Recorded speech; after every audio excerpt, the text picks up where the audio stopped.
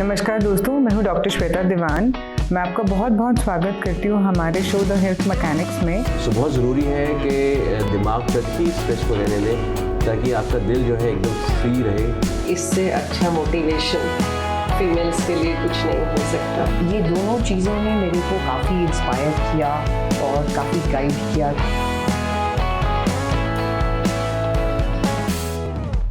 नमस्कार दोस्तों, मैं डॉक्टर श्वेता दीवान अपने शो द हेल्थ मैकेनिक्स में आप सभी व्यूअर्स का बहुत स्वागत करती हूँ।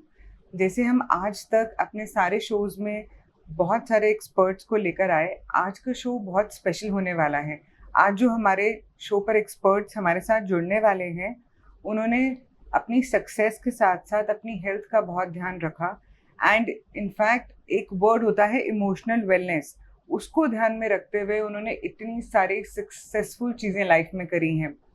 अभी तक हम सबको पता है कि अगर हमारा मेंटल बैलेंस स्ट्रांग है, अगर हम विजन को फोकस करते हुए लेकर आगे बढ़ रहे हैं, तो ऐसा कोई भी काम नहीं है जो ना हो पाए। चलिए दोस्तों, मैं आपको मिलवाती हूँ हमारे आज के शो के पहले एक्सपर्ट से, डॉक्टर सौरभ दीक्षित। नमस्कार सर, जो कि एक लेप्रोस्कोपिक एंड रोबोटिक सर्जन हैं। एंड हमारे शो पे आज जो दूसरी एक्सपर्ट आई हैं वो हैं डॉक्टर शकुंतला शुक्ला मैम। वो एक इनफर्टिलिटी एक्सपर्ट हैं एंड एक गायनेकोलॉजिस्ट हैं। Welcome ma'am. Thank you. दोस्तों, हमारे शो द हेल्थ मैकेनिक्स में हमारा फोकस ये रहता है कि आप सबको ऐसे ऐसे एक्सपर्ट से रूबरू कराएं जिन्होंने अपनी सक्सेस में अपनी हेल्थ को बहुत अच्छे से प्रायोरिटी पे रखा एंड वेल्थ भी फॉलो करी उनको। तो आइए दोस्तों, इस जर्नी की शुरुआत करते हैं डॉक्टर शकुंतला मैम से। मैम, हम आपसे जानना चाहेंगे कि जैसे आपका एक्सपीरियंस 25 इयर्स का है। More than 25, 37 years. Wonderful ma'am. तो 37 इयर्स में आपकी जर्नी की शुरुआत कैसे हुई?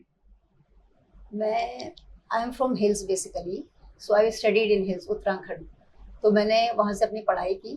12th पास करने के बाद में पहली बार Lucknow medical college, prestigious medical college of UP, KGMC में मेरा सिलेक्शन हुआ जब मैं सिर्फ 16 साल की थी। So I studied there for 5 years और 5 साल वहाँ पढ़ने के बाद फिर मैंने पोस्ट ग्रेजुएशन किया गायनिकोलॉजी में। एंड गायनी में पोस्ट ग्रेजुएशन करने के बाद में फिर दिल्ली आ गई, because I was very fascinated by Delhi.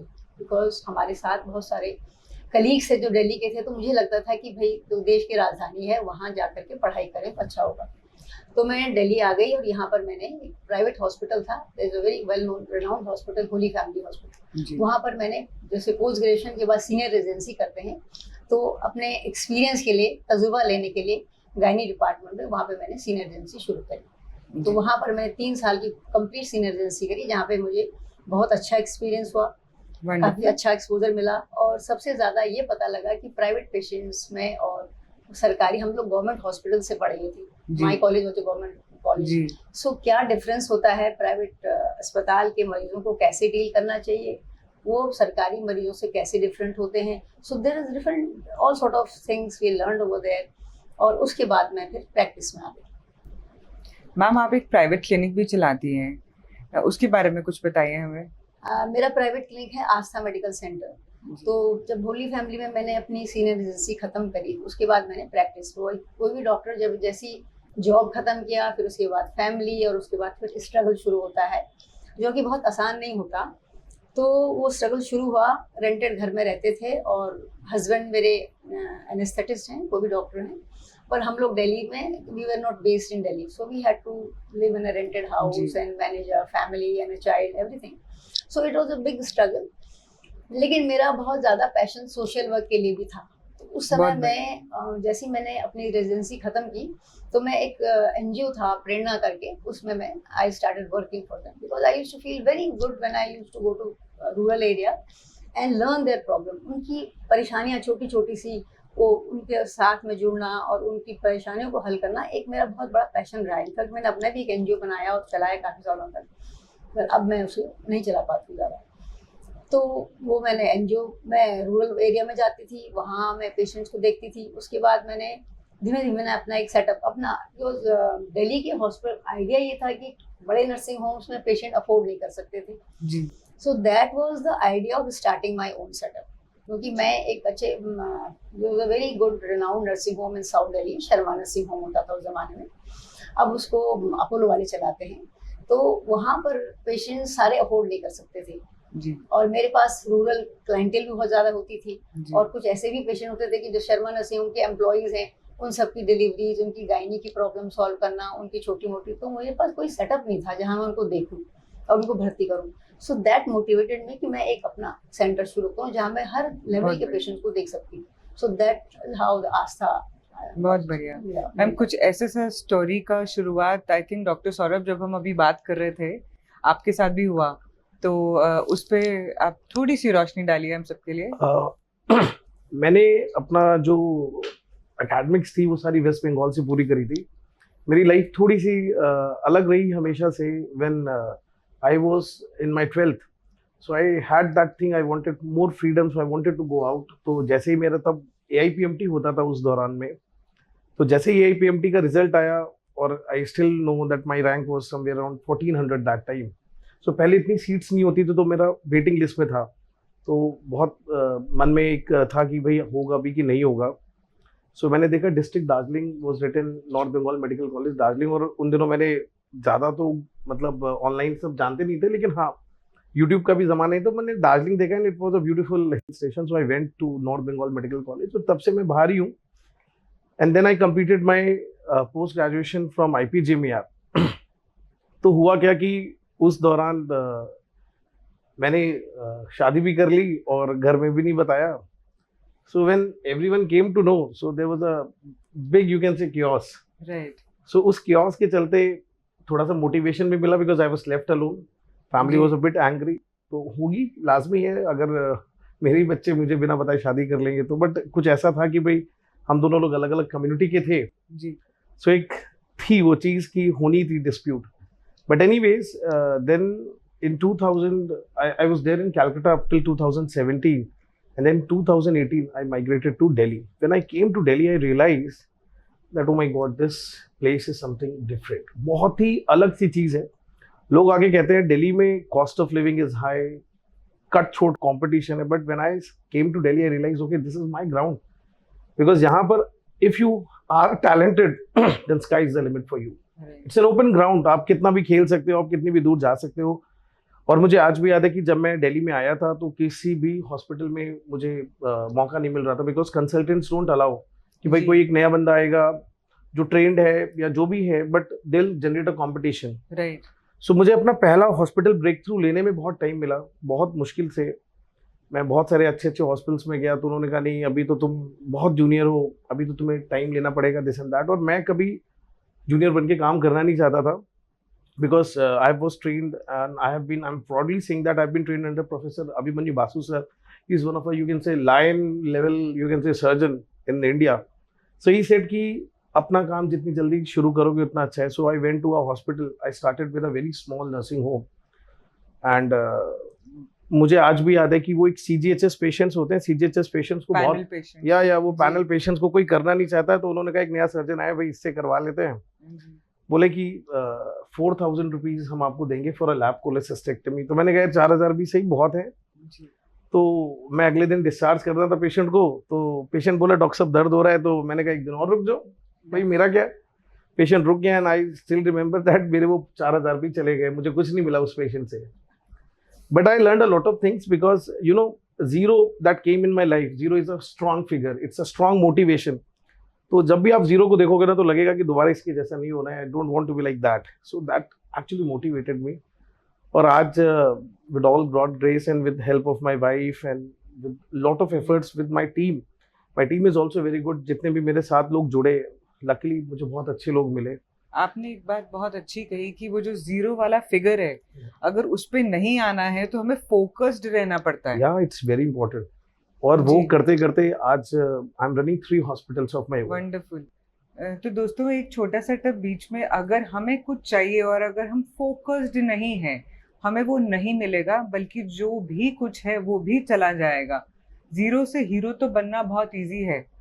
शायद ये लोग देखते हैं जब कोई हीरो बन चुका होता है, लेकिन जब स्टेप्स पे चलते हैं ना, तब टफनेस पता चलती है। एंड हीरो से जीरो बनने में भी देर नहीं लगती है।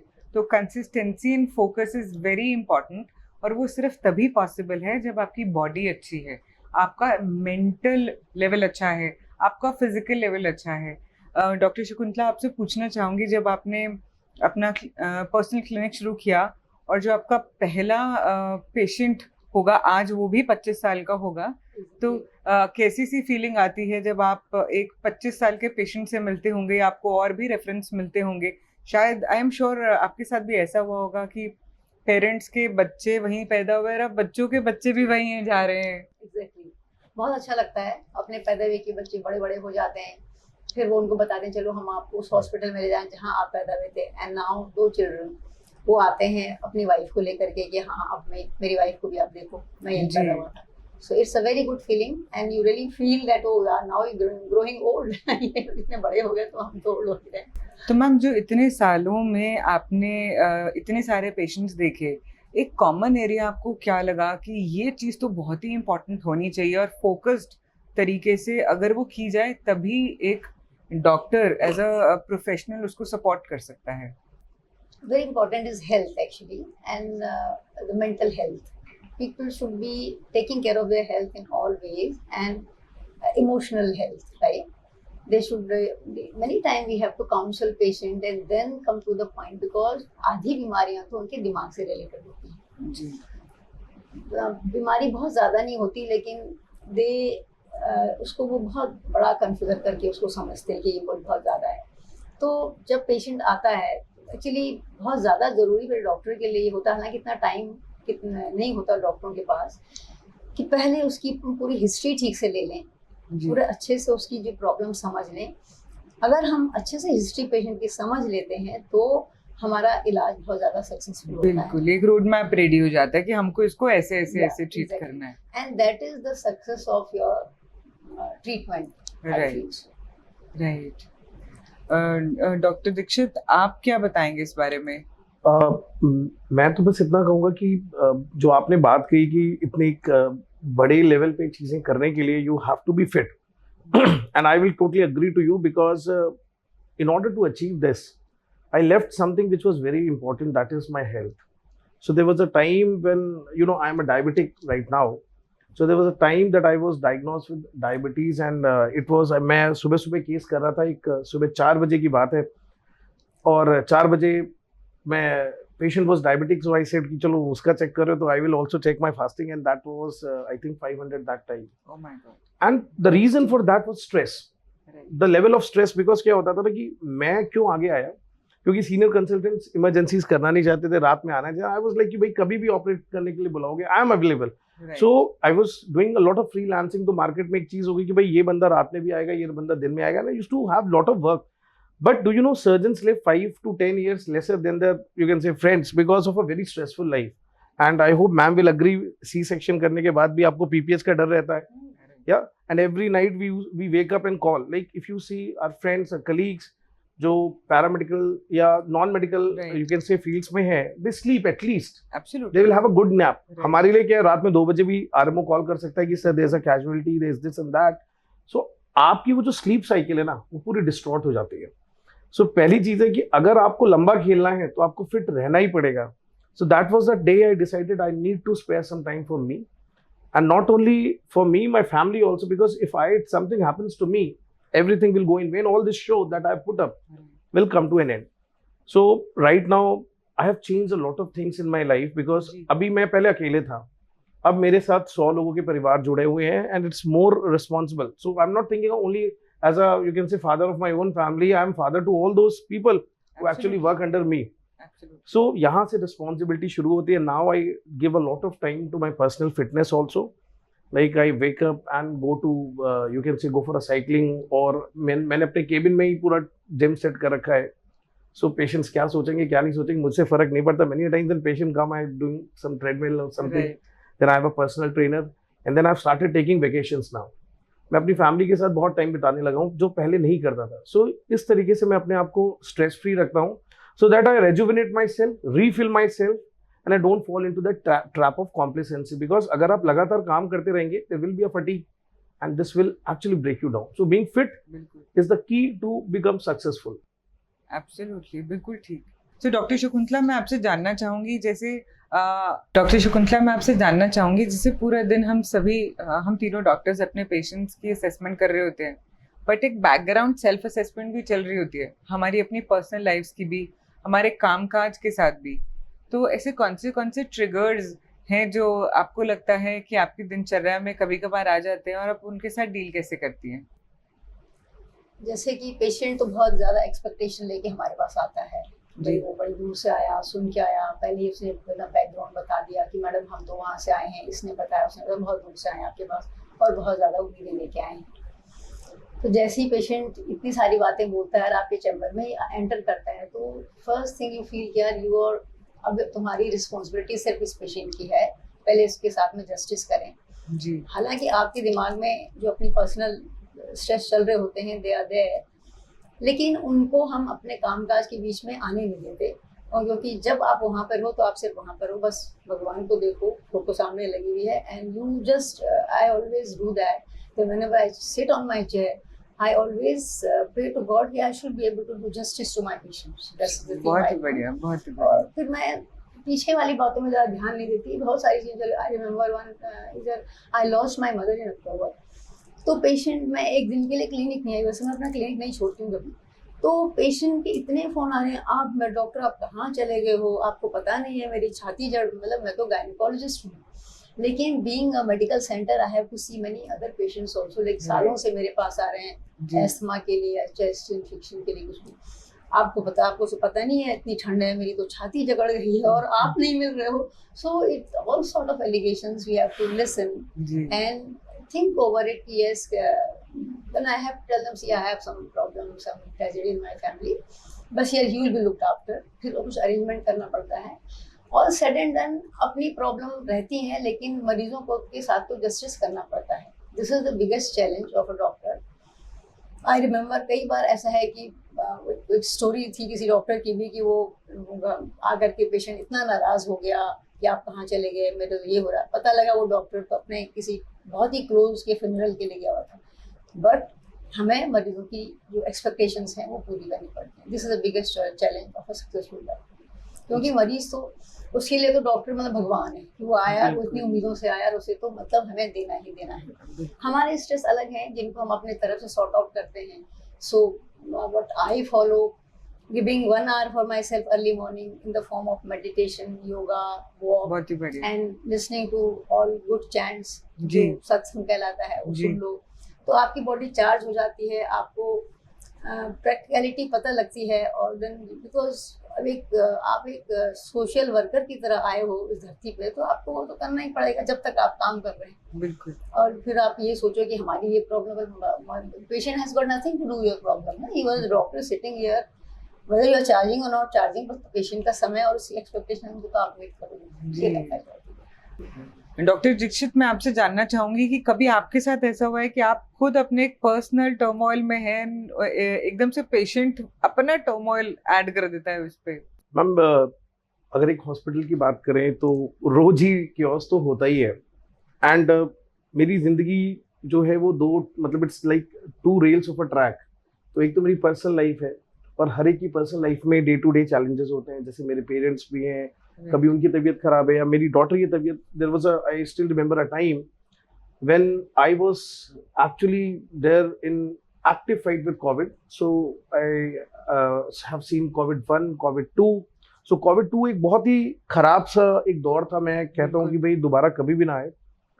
और हमने बहुत सारे पेशेंट्स को ट्रीट किया, बट हमें भी कोविड हुआ। But I lost the battle half a way when my daughter, 3 years old daughter, or rather 2.5 years at that time, वो बहुत सिक हो गई। And it went to an extent that she had pericardial effusion, जो बहुत ही एक 2.5 साल के बच्चे के लिए पेरिकार्डियल एफ्यूजन हो जाना बहुत ही बड़ी बात है।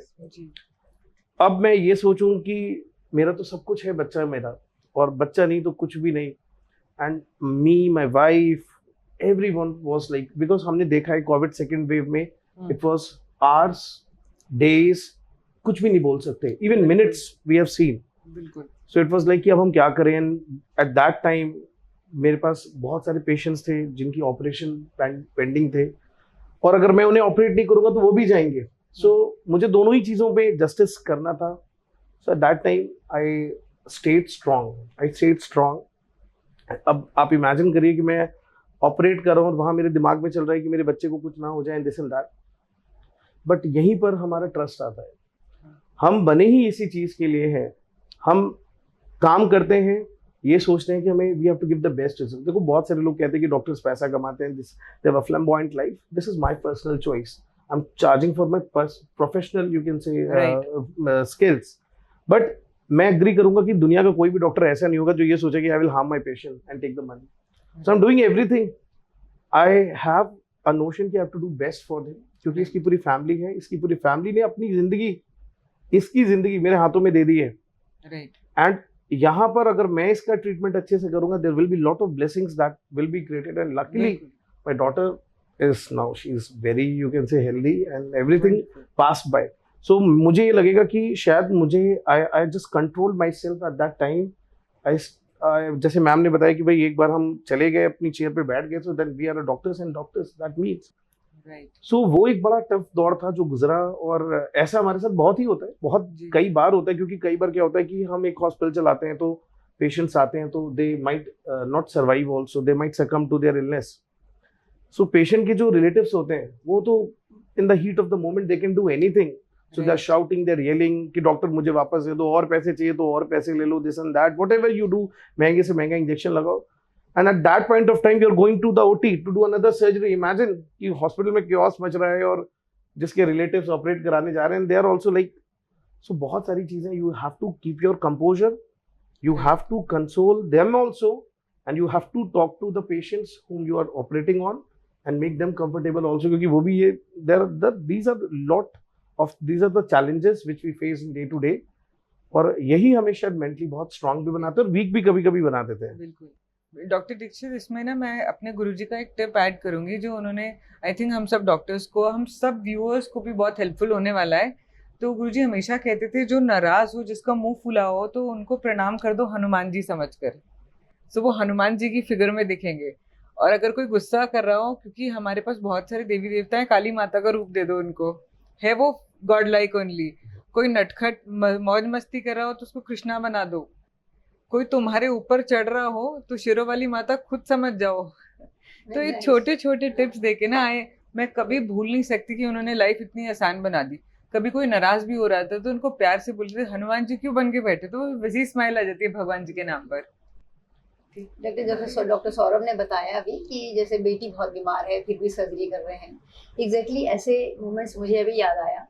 माई हैव ओनली वन सन, तो मेरा बेटा मतलब कुछ बीमार हो गया, he was feverish and we had one boy servant at home, so my father came to visit us and he was very unhappy कि हम अपने बेटे को देखने नहीं आ रहे हैं और पेशेंट देख रहे हैं। तो he was, when I reached home, he shouted, he told me कि you are not looking after your child because he doesn't give you money। और तो मतलब घर वाले भी आपको कई बार ये सोचते हैं कि आप काम कर रहे हो बिकॉज तुम्हें मतलब why are you working for money, why are you giving extra time there, इतना समय क्यों लगा रहे हो, इसको नहीं देखा। तो हमने कहा देख लेंगे उसको, पर जो वहाँ काम है उसको छोड़ के तो नहीं आ सकते ना, यहाँ तो आप भी हैं, सर्वेंट था वो भी देख लेगा। और फीवर ही है, बहुत बड़ी चीज नहीं है, लेकिन ग्रैंड पेरेंट्स को तो लगता है कि नहीं इसको कुछ भी नहीं होना चाहिए, फीवर, इसके पेरेंट्स डॉक्टर हैं, इसको बुखार भी नहीं होना चाहिए। बिल्कुल। तो ये चीजें कई बार हो जाती हैं। तो मतलब ये है कि जिम्मेदारी नहीं छोड़ सकते, even if your own person, your most believed person, your child is sick, you have to see your patient and then doctor Dixit, मैं आपसे जानना चाहूंगी, आई थिंक हमने पूरा का पूरा एपिसोड में, जो इस एपिसोड में आज हमने बात करी है वो पैशन ड्रिवन करी है। हम तीनों ही बिल्कुल फोर्सफुली भी नहीं, मैं तो बोलूँगी डबल फोर्सफुली, दिल से पैशनेट तरीके से काम कर रहे हैं अपनी अपनी फील्ड्स में।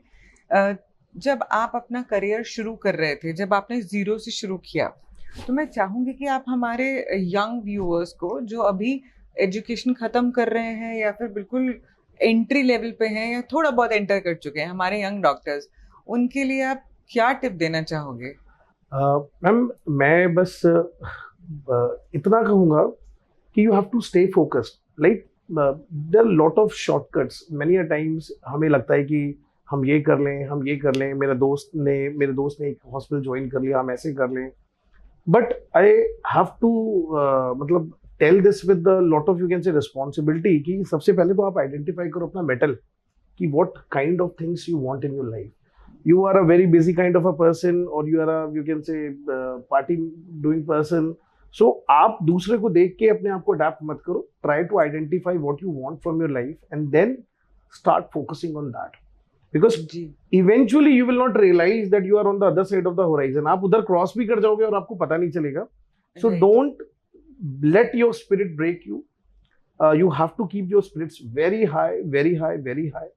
और लगे रहो and you will certainly achieve. So इस दौरान आपको mentally भी बहुत strong होना है, emotionally भी बहुत strong होना है, क्योंकि कई बार ऐसा लगता है you go into that verge of hopelessness कि नहीं अब तो हो नहीं पाएगा. But that is the time you should keep yourself motivated. Everyone has done. If a person like me can do, everyone can do. इसमें डॉक्टर दीक्षित मैं add करना चाहूँगी, जैसे हम तीनों ही एक्सपर्ट्स बैठे हैं, थोड़ा सा हाईलाइट अपने पे लेकर आऊँगी. जैसे आप थोड़ा सा चूक गए थे, डायबिटीज़ की एंट्री हो गई थी, उसके लिए सब प्लीज़ ध्यान रखिए कि आगे तो बढ़ना है, पीछे कुछ भी नहीं छोड़ना है. और बड़ी सुंदर बात निकल कर आती है, जिसका पेट बाहर होता है उसकी बीमारी अंदर होती है. तो आप आइडेंटिफाई करिए कि अगर थोड़ा सा भी बाहर आ रहा है और आप अनईजी हो रहे हो, तो प्लीज़ हम सब एक्सपर्ट्स बैठे हैं, आप हमसे कांटेक्ट कर सकते हो. नंबर आपके पास नीचे आपको मिल ही जाएंगे. हमारे नाम से आप हमें गूगल भी कर सकते हो, डिफरेंट चैनल्स पे भी कांटेक्ट कर सकते हो. Emotional wellness is very important.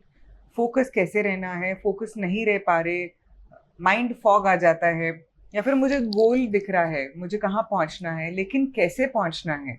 Doctor तो हम बन गए, लेकिन डॉक्टर्स को भी तो डॉक्टर्स और एक्सपर्ट्स की ज़रूरत पड़ती है फोकस रहने के लिए. तो आई थिंक एक टीम वर्क में अगर हम काम करेंगे तो विजन भी क्लियर समझ में आएगा, गोल ओरिएंटेशन भी क्लियर समझ में आएगा, एंड हेल्थ भी परफेक्ट रहेगी. डॉक्टर शकुंतला, मैं आपसे पूछना चाहूँगी कि इमोशनल वेलनेस के लिए आप क्या टिप देना चाहोगे?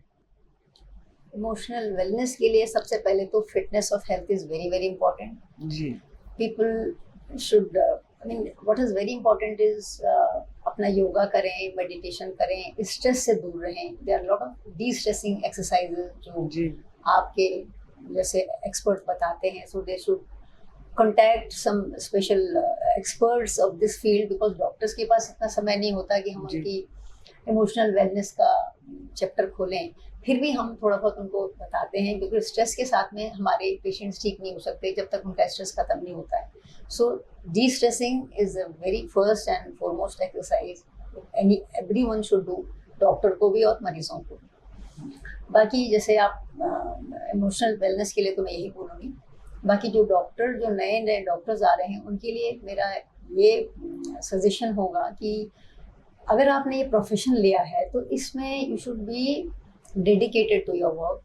You should be passionate to do डॉक्टरी. डॉक्टर में बिना पैशन के आप इसको प्रोफेशन, मतलब इसको आप कमर्शियल या बिजनेस की तरह लें, so that doesn't work actually.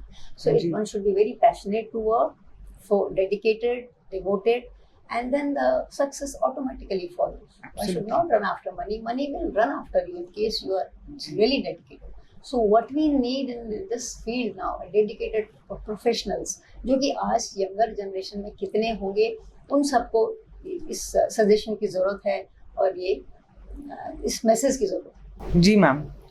So viewers, आपके लिए एक बहुत इम्पॉर्टेंट टिप, जैसे भी हम सब बात कर रहे थे कि फोकस्ड रहना है, गोल ओरिएंटेड रहना है, एंड द हेल्थ मैकेनिक्स के माध्यम से हम ऐसे एक्सपर्ट्स को लेकर आते हैं आपके पास.